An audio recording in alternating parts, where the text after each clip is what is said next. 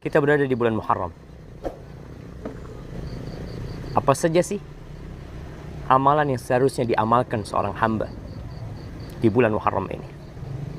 Yang pertama, ketahuilah bahwa bulan Muharram adalah syahrullah, adalah bulannya Allah Jalla Jalaluh.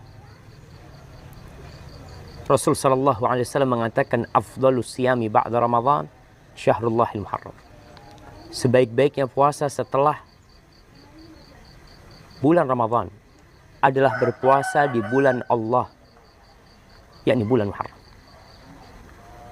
Perbanyaklah puasa di bulan Muharram ini. Kemudian ada hari yang spesial di bulan ini, tanggal 10, di mana disebut dengan Ashura. Pada hari itu Allah menyelamatkan Musa dari kejaran Fir'aun bersama Bani Israel. Dan pada hari itu Allah Jalla Jalaluh menunjukkan kebesarannya, dibelahnya lautan, ditenggelamkannya Fir'aun dan bala tentaranya. Dan ahibati fillah, Bani Israel berpuasa tanggal 10 Ashura sebagai bentuk syukur kepada Allah atas nikmat yang diberikan. Dan Rasulullah SAW di awal Islam memerintahkan kepada para sahabatnya untuk berpuasa di Ashura. Dan untuk menyelisih orang Yahudi, beliau ingin berpuasa tanggal 9-nya.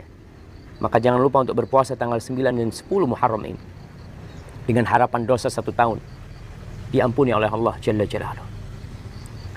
Amalan yang kedua yang perlu diamalkan oleh kita di 10 Muharram ini, salah satunya adalah meluaskan, melapangkan nafkah buat keluarga. Berdasarkan hadis Nabi alaihi salatu wassalam, di mana Nabi sallallahu alaihi wasallam mengatakan, man wassa'a ala iyalihi yawma Ashura lam yazal fi sa'atin sa'ir sanati. Barang siapa yang melapangkan nafkah buat keluarganya pada hari Ashura, maka Allah akan melapangkan bagi dia sepanjang tahun. Allah akan melapangkan bagi dia sepanjang tahun. Yang jadi masalah, hadis ini diperselisihkan keabsahannya oleh para ulama. Di antara mereka ada yang mensahihkan dan sebagian di antara mereka mendhaifkannya. Al-Munawi rahimahullahu ta'ala dalam kitabnya Faidul Qadir mengatakan, qala Jabir as-sahabi, jarrabnahu fawajadnahu sahihan. Kita sudah mencobanya, mempraktekannya, dan kita dapatin itu benar, kata dia. Dan Ibnu Uyainah mengatakan, jarrabnahu 50 atau 60 sanah. Kita telah mencoba itu selama 50 tahun atau 60 tahun, dan mereka mendapati itu benar. Tapi yang jadi masalah, hadis ini diperselisihkan kesahihannya. Al-Imam Ibnul Jauzi mengatakan hadis itu palsu.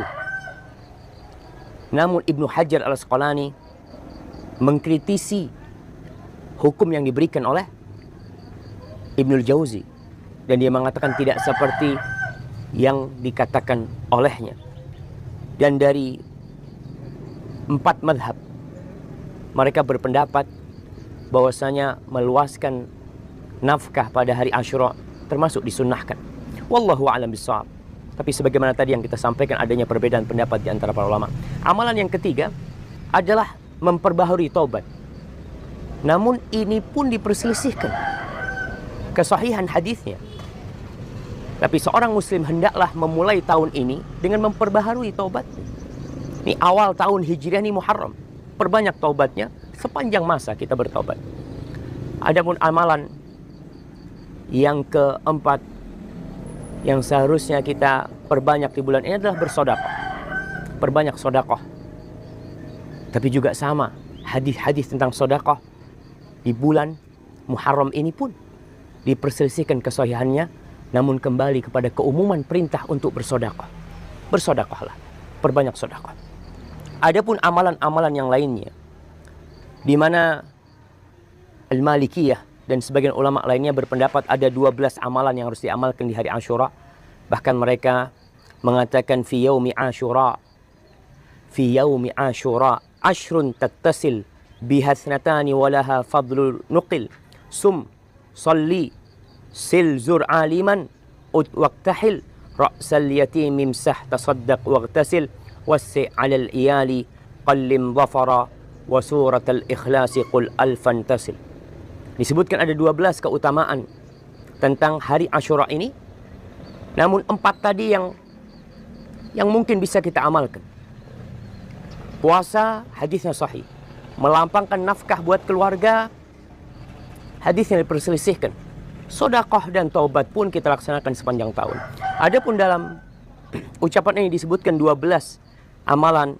Yang pertama adalah berpuasa, memperbanyak ibadah sholat, silaturahim dengan keluarga dan famili, berziarah ke ulama, menyungguh orang sakit, memakai celak, mengusap kepala anak yatim, bersedekah kepada fakir miskin, mandi, membuat menu makanan keluarga yang istimewa, memotong kuku, membaca surah Al-Ikhlas sebanyak 1000 kali. Amalan-amalan yang lainnya tidak diriwayatkan dalam hadis yang sahih, sehingga kita cukup 4 mengamalkannya. Mengusap anak yatim, membantu anak yatim, lakukan sepanjang tahun. Ada satu amalan yang biasa dilakukan oleh orang-orang Syiah. Sepanjang tahun di hari Asyura, mereka mengadakan perayaan kesedihan atas kematian Husain. Kita semua sedih dengan kematian Husain, tapi merayakan kematian Husain tidak disyariatkan oleh Allah Jalla Jalaluhu. Itu yang bisa Anda sampaikan. Jangan lupa nih, puasa Asyura 9, 10 dan sepanjang bulan. Yang penting tidak penuh puasa di bulan Muharram. Barakallahu fikum. Assalamualaikum.